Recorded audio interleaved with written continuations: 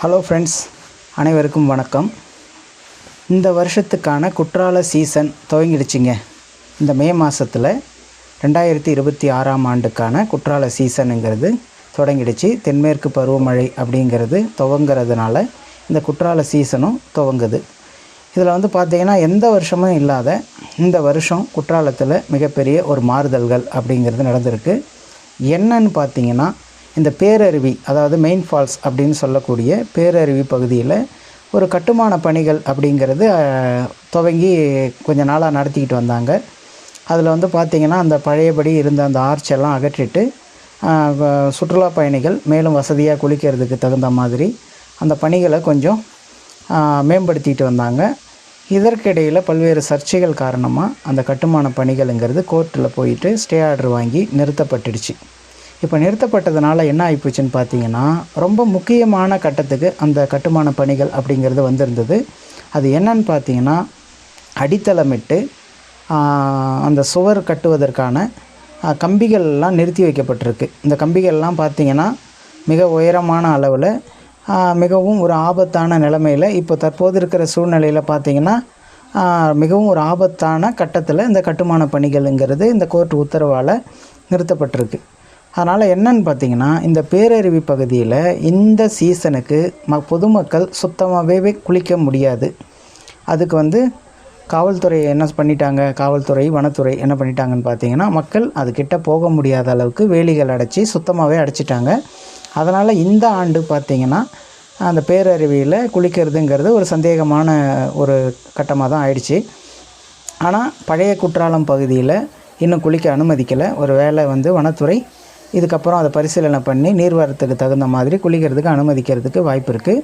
அப்புறம் சிற்றருவி, ஐந்தருவி அந்த மாதிரி பகுதிகளில் குளிக்கிறதுக்கு அனுமதிங்கிறது இருக்கும். அப்போ இந்த வருஷ சீசனை பொறுத்த வரைக்கும் குற்றாலத்தில் இந்த பேரருவி மெயின் ஃபால்ஸை தவிர்த்து மற்ற 3 அருவிகளில் சூழலுக்கு ஏற்ற மாதிரி மக்கள் குளிக்கிறதுக்கு வசதி ஏற்படுத்தி கொடுப்பாங்க அப்படின்னு எதிர்பார்க்குறோம்.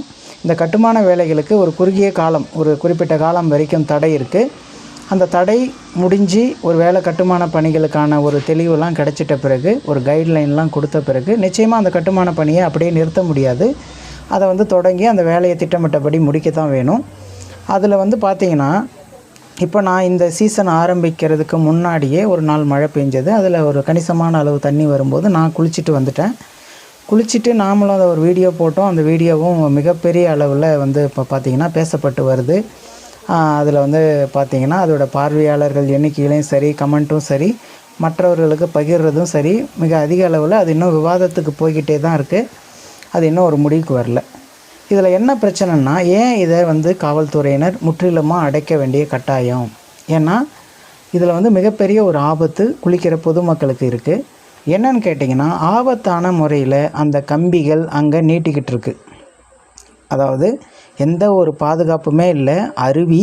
அருவிக்கு எதிர்ப்புறமாக இந்த கம்பிகள் நீட்டிக்கிட்டு இருக்கு.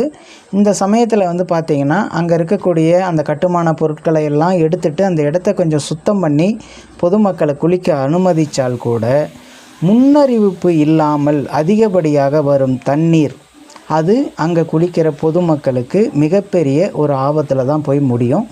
அதனால் என்னன்னு பார்த்தீங்கன்னா, அந்த மாதிரி ரிஸ்க்கே நமக்கு வேண்டாம் அப்படின்னு சொல்லிட்டு தான் காவல்துறை அதை முற்றிலுமாக பொதுமக்கள் குளிக்காத அளவுக்கு தவிர்த்து வச்சுருக்கிறாங்க. இது இந்த கட்டுமான பணிகள்லாம் இப்போ பார்த்திங்கன்னா சீசன் ஆரம்பிச்சிடுச்சுன்னா அதில் அதிக அளவு நீர்வரத்து அப்படிங்கிறது இருக்கும். அந்த சமயங்கள்லேயும் கட்டுமான பணிகளை அங்கே தொடர்ந்து செய்ய முடியாத ஒரு சூழ்நிலை தான் ஏற்படும். அதனால் இந்த சீசனில் மறுபடியும் இந்த தண்ணீர் குறைந்து அந்த கட்டுமான வேலைகளை தொடர்றதுக்கான ஒரு சூழல் இருந்தால் மட்டுமே அந்த கட்டுமான வேலைகளை தொடர முடியும். இந்த மாதிரியான ஒரு சிக்கலில் இந்த பேரருவிங்கிறது இருக்குது. ஆனால் ஐந்தருவி, பழைய குற்றாலம், அந்த சிற்றருவி இந்த பகுதிகளில் சுற்றுலா பயணிகள் குளிக்கலாம். இதில் இன்னொரு விஷயம்னு பார்த்திங்கன்னா, இது வரைக்கும் குற்றாலத்தில் குளிக்கிறதுக்கு இந்த சிற்றருவி பகுதியில் மட்டும் வனத்துறையால் 10 ரூபாய்ங்கிறது வசூலிக்கப்பட்டு வந்தது. ஆனால் இப்போ வந்திருக்கக்கூடிய வனத்துறைக்கிட்டேருந்து வந்திருக்கக்கூடிய அறிவிப்புங்கிறது பழைய குற்றாலம் பகுதியிலும் சரி, சிற்றருவியிலையும் சரி குளிக்கிறதுக்கு இனிமேல் ஒவ்வொரு நபருக்கும் 20 ரூபாய் கட்டணங்கிறது கட்டாயம் அப்படிங்கிற மாதிரி அறிவிச்சிருக்காங்க. இதுக்கு உள்ளூர்வாசிகள், அங்கே இருக்கிற வியாபாரிகள் இவங்கெல்லாம் எதிர்ப்பு தெரிவிக்கிறாங்க. இது வந்து நியாயம் இல்லைங்க, இதெல்லாம் வந்து எங்களுக்கு வந்து வியாபாரத்தை பாதிக்கும், சுற்றுலா பயணிகளோட வருகைங்கிறது குறையிறதுக்கு வாய்ப்பு இருக்குது, இவ்வளவு காலமாக இல்லாமல் ஏன் இப்போ இந்த மாதிரியான ஒரு முறையை நீங்கள் வந்து பின்பற்றுறீங்க அப்படின்னு சொல்லி அவங்க சிலர் வந்து இதுக்கு எதிர்ப்பு குரல் கொடுக்குறாங்க. அப்போது இந்த சிற்றருவியில் குளிக்கிறதுக்கு வனத்துறை மூலமாக வசூலிக்கப்பட்ட 10 ரூபாய்ங்கிறது இதுக்கப்புறம் 20 ரூபாயாக மாறுது. அதே மாதிரி கட்டணமே இல்லாமல் குளிச்சிட்டு வந்த இந்த பழைய குற்றாலம் பகுதியில் ஒரு நபருக்கு 20 ரூபாய்ங்கிற விதத்தில் கட்டணம் வசூலிக்கப்படும்னு நம்ம வனத்துறைங்கிறது அறிவிச்சிருக்காங்க. அதனால் சுற்றுலா போகிற பயணிகள் இந்த வருஷம் சீசனுக்கு கொஞ்சம் நமக்கு சங்கடங்கள் இருக்கத்தான் செய்யும். இருந்தபோதிலும் இந்த மெயின் அருவி, இந்த பேரருவியை தவிர்த்து மற்ற 3 அருவிகளிலையும் அதை சுற்றியுள்ள பகுதிகளில் இருக்கிற அருவிகளிலையும் நீங்கள் குளித்து மகிழலாம். அதனால் உங்கள் பயணத்துக்கு போகிறதுக்கு முன்னாடி இந்த விவரங்களை தெரிஞ்சுக்கிட்டு போகிறது மிகவும் உதவியாக இருக்கும்.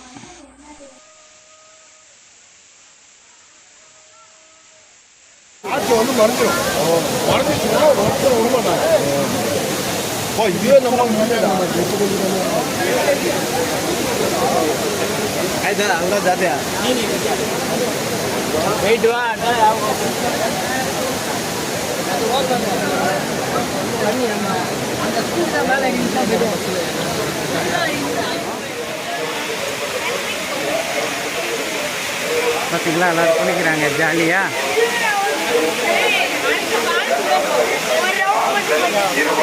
அவரவர்களுக்குரிய